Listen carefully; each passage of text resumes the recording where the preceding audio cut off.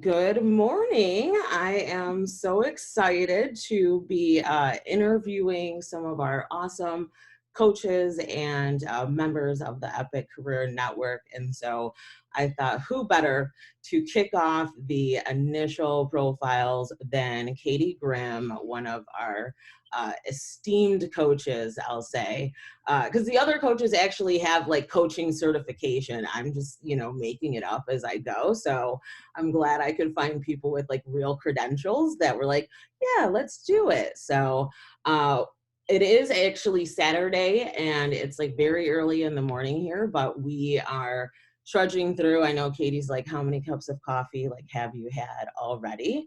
I know I'm at least on number 3 right now, and I totally forget about that. So let me give you an opportunity to really introduce yourself and tell us a little bit about how you got into coaching, and kind of we'll work backwards from there. Sure. Thanks, Erica. Awesome to be here. So I received my professional coach certification from Duquesne University in Pittsburgh, where I'm based, in 2016. So I've been an active coach for over 4 years now. Backing up, I found the art and profession of coaching through my work actually in community development. So I had worked for several years in the Pittsburgh community development nonprofit sector. And as I grew into that career, I found my niche was really in empowering community leaders working for change in their neighborhoods, their communities of focus.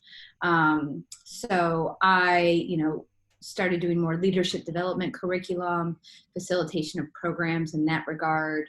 So when I found out about coaching and saw how impactful it was, it seemed like the next step. And really was a great tool to help serve those leaders who are doing such awesome work.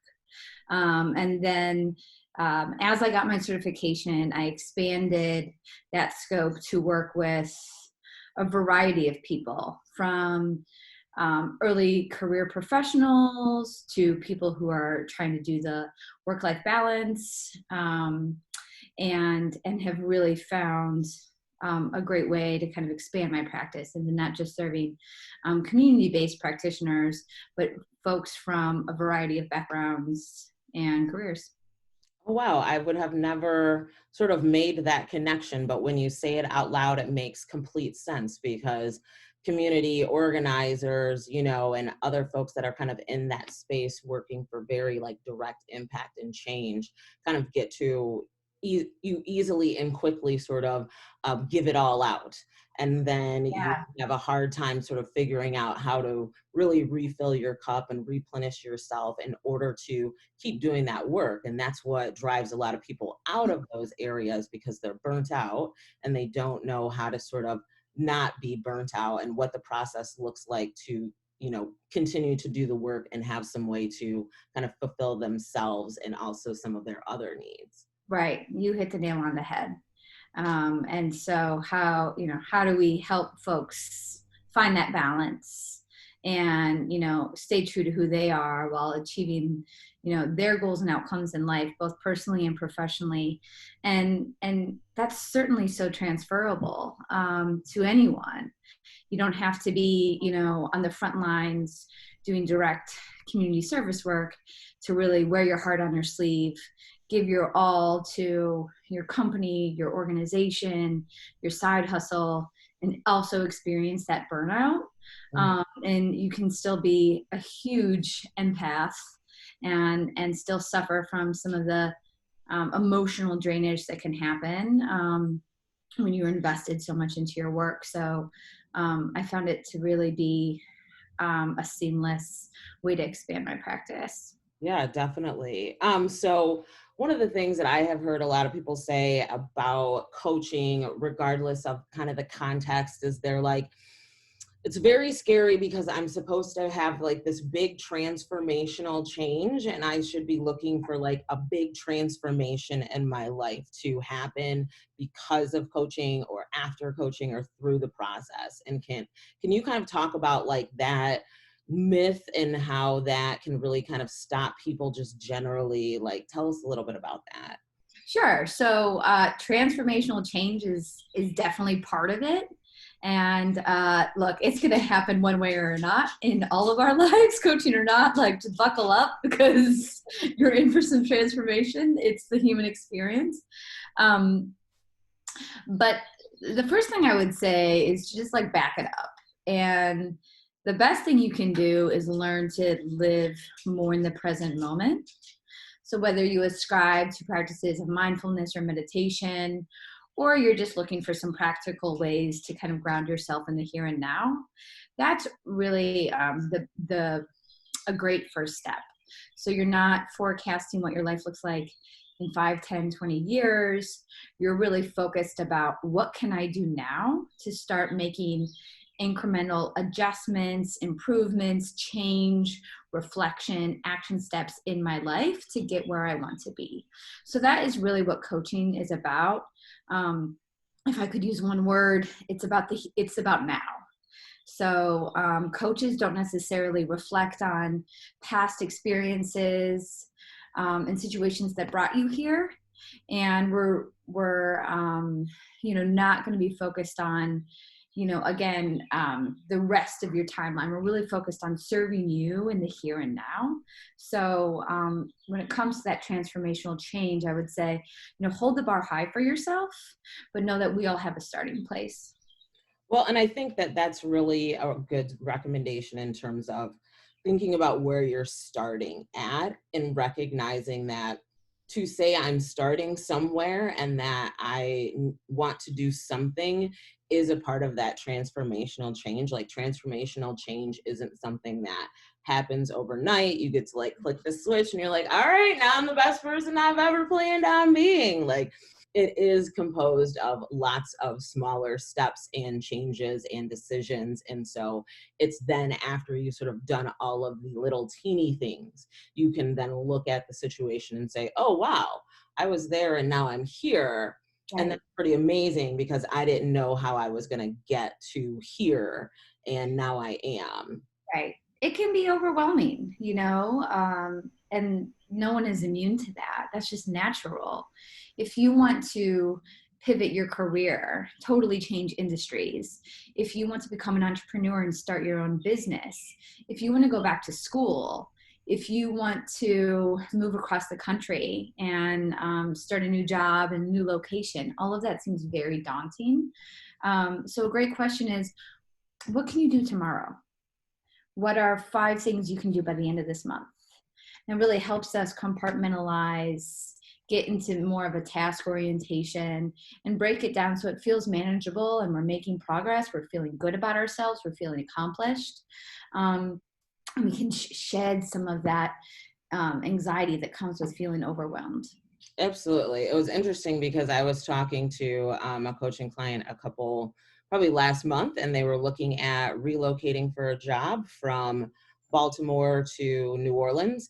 And as he talked about like all of the things that he imagined it was going to take to relocate and how expensive he believed that it could be and how's he gonna, and I was like, whoa, dude, we got to take it way, way down a notch. I was like, the first thing you want to do is figure out how much does it cost to move. I was like, just go on U-Haul, see how much it costs to rent a truck, see how many miles it is on Google, and just figure out how much is it going to cost you to get a truck and to move your stuff and to just think through the process of what does it mean to move across the country. Because I think you are freaking yourself way out because you've never done it before. And it's very overwhelming. It's a huge change. And you've got to figure out like how to do it because your livelihood depends on it, but you don't have to like figure everything out today. And it was really just that, like, take a deep breath, sit in the moment and think about what are some things that you can do right now to give you greater information, to have greater clarity on what you're trying to accomplish. Yeah, and coaching is really just a partnership with someone to help them think through all of those aspects of any given topic they're considering. And that's why I really love partnering with you and the EPiC Career Network, because you have coaches who can bring in this kind of inspirational aha moment type things. But there's also a real practical side of our work, helping you like etch out the process. Sticking with the moving across the country and finding another job, there's also a ton of tips on how to like navigate LinkedIn, to find new contacts, to leverage your network to help land that interview. There's a nice balance that you are offering between what do I want out of life and how do I get there? Absolutely. That's the goal, because I feel like, there's just no space for people to kind of get that information. Like once you graduate high school, once you graduate college, like who do you kind of ask for that? And, it's great to have like friends that you can ask. But they may only be speaking from their very limited experience, and it may be very outside of the scope of where you're at. And the advice may frequently, when you hear from your friends, they're speaking for themselves about themselves. Right. They're not speaking to you about you in your situation. And that's no fault of a friend. That's just frequently how people casually sort of interact and have Sure. these conversations. And so you're not always, again, getting that kind of feedback that you need that is centered around your situation to help you figure out what your next steps are going to be. Right. And I think to that point, something else that you have driven home, and I know I've also been in this conversation, is don't settle for the first thing that comes along if it doesn't feel authentic to you or if you're not excited about it, period. When I was graduating both my undergrad and my graduate degrees, it was during the recession of like '08 to 2010. And, we were baristas, we were bartenders. This was like before Uber was even really a thing. And we were taking whatever came first because the job market was pretty barren and we were all scared. Now we have all these student loans we're facing, and so we thought picking and choosing was a luxury for those with specialty degrees or Ivy League educations or those really, really superb credentials. Mhm. And I'm concerned that people are feeling that now as well with the pandemic putting economic pressure on our job markets. And even if it's not true, the narrative we're creating in our own minds makes it so. So how can we empower folks to stay true to the course, stay true to who they are, find meaningful opportunities that are aligned with their strengths and values? Because it's not impossible. And so, we need to stop telling ourselves that we just need to settle, because I don't think that's the case. Right. And you know what? I think the other thing that's going to be important is that job seekers tell companies that we don't have to settle. And I think a lot of companies are sort of feeling that, especially in and around the essential employer employee question, where there's lots of jobs that are available. They're just low wage, part time, with no benefits, high risk. And people are saying, I can't do that job. Like, that's not a job that I can do, that I can live off of. And, I see kind of the frustration sometimes during the press conferences where, the mayor, or the governor and the lieutenant governor may be talking about there are jobs available, go out, apply for these positions. And, the reporters ask, well, people can't live on these positions and it's negatively impacting their unemployment. And so these positions are not desirable for a number of different reasons. And so I appreciate that there is kind of a little bit of a tilt around these narratives, and the pandemic has sort of been able to expose just Mm-hmm. how plentiful those jobs are, just who are the individuals that occupy those jobs primarily, and that you don't necessarily have to settle for that if that's not where you're at. Now, don't get me wrong. Listen, when my unemployment was some issues, I was driving for Shipt, I was delivering groceries, because you have to do what you have to do. But it was also like staying focused on like what it is that I'm trying to accomplish. And this job at this moment is a means to an end. Absolutely. And I think it's really easy to kind of get caught in the this is a means to an end. And then all of a sudden you make a shift and you're like, this is the end. And you forget that you had like a larger course for yourself outlined, and you forget that you were working towards that. So I Yeah, think you get wrapped up in the day to day. Life is busy. 6 months go by, 2 years go by. There you are.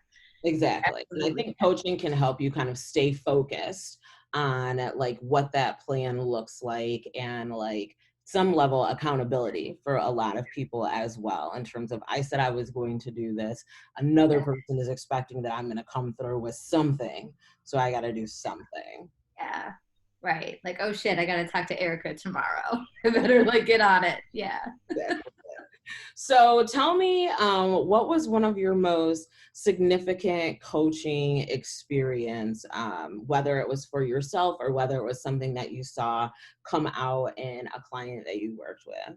hmm Um, so, boy, that's a good question. Um, Coaching can be really emotional at times. I'm not going to lie, there are tears that are shed. I have shed them. Several of my clients have shed them. And, we kind of like lean into that, right? Mhm. Because that means that real work is happening. Um, so, on that note, I was working with a client. This was several years ago, and we're talking about what's kind of holding her back. She was in a direct uh, service professional, and she had just acquired her bachelor's degree, Okay. and it was time for her to move up to the next thing. Um, and just action wasn't happening. Action wasn't happening, and so um, finally, I said, "What's really holding you back?" And this is where it got emotional, and she said, my family responsibilities. She was a single mother. um, I think she lived with her mother, and she was the first person that went through school. The expectations around, she felt selfish putting her career first. She felt as though she was putting her career before her family by doing leadership development courses and going for something different than what she thought was just what happened, what was her trajectory. So there was a lot of, subsequent work that was done around that. But the reason why it was so impactful was we kind of like broke it open. Hmm. We got to the root of what was going on. And so many times there is some deeper stuff going on. So what's holding you back? What's preventing you from doing this? What are you scared of? These kinds of questions can stir up some deep emotions that we push down or we don't think about. It's so much easier to think of like the topical day-to-day stuff of the logistics around transportation or childcare. And it's like, giving a client space to really think through what's the underlying stuff going on. And then once you can do that work, all of the other stuff kind of falls into place. So it was a wonderful time, working with her. And I think we both gained a lot from it. No, I really appreciate that example, because I think it's also kind of very characteristic of one of the reasons women specifically will seek out coaching and kind of unknowingly, is that you just have a lot of stories, a lot of narratives, a lot of responsibilities. And it is sometimes really difficult to understand how something in this realm of your life is really negatively impacting this other place and space in your life. And there's just so Mhm. much that can be unpackaged in just one kind of moment or example. And so much of it can really be around the fact that you know, are a wife, that you are a mother, that you are a caretaker, that you have these other responsibilities, and you don't get messages around how you can do all of those things very successfully. You get messages saying you can do one or the other, and Yeah. trying to do all of them is, you know, selfish and self-involved, and that's not what you get Yeah. to do. And our systems don't set us up well for successfully navigating all the roles that we have to fill. So it really helps having someone who's not directly tied into one or more of those roles, Right. walking with you through this process of self-discovery, helping you make priorities, helping you set goals, helping you stay accountable. No, and that's really important, again, is that perspective that a coach can offer. Because again, you could have this conversation with your family members or your friends, but they may be invested in you feeling that way.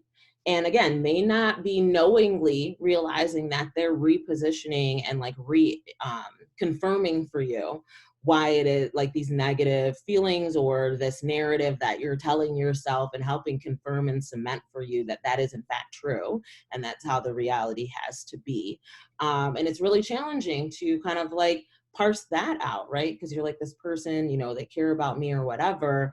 And not always like on purpose, but that's just sort of like the aspects of human nature. And so having someone that's looking at your situation for you from your perspective as much as possible to help you get perspective is really impactful, I think. Yeah, that unbiased viewpoint is critical. Not like keep talking to the people in your life you love and who support you, Of of course. course. But coaches are trained in a specific way to, hold presence with you, to be curious about what's going on inside you, to ask those empowering questions in a way that really serves you, that others might not be able to do. Absolutely. Ooh, this is juicy. I love it. All right. So we are Don't drilling. cry on me, Erica. Yeah, you're doing great. I mean, I told you I love to interview some people. I'll ask some good questions. Let's get Uh, into so we have like 3 minutes left. So I want to ask you, like, what is the thought around coaching that you want to leave with people? Like, what are your final thoughts to leave with folks as it comes to career coaching, life coaching, which people know? Yeah, so a quote of mine from Robert F. Kennedy is my favorite quote. Only those who dare to fail greatly will ever achieve greatly. And, it's kind of like my life MO. It's what I want to impart on people I coach who are willing to go there, who are kind of like also looking for that kind of like bold approach to life. So, what can it hurt? Life is short. Go for it.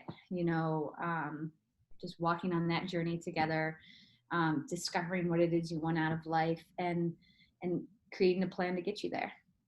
Nice. I like it. Bold approach to life.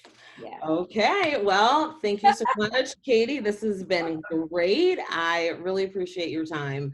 I'm looking forward to us doing some office hours together where you can chat and get like some ping pong real life feedback from Katie and myself, as well as other career coaches. And we will see you online soon.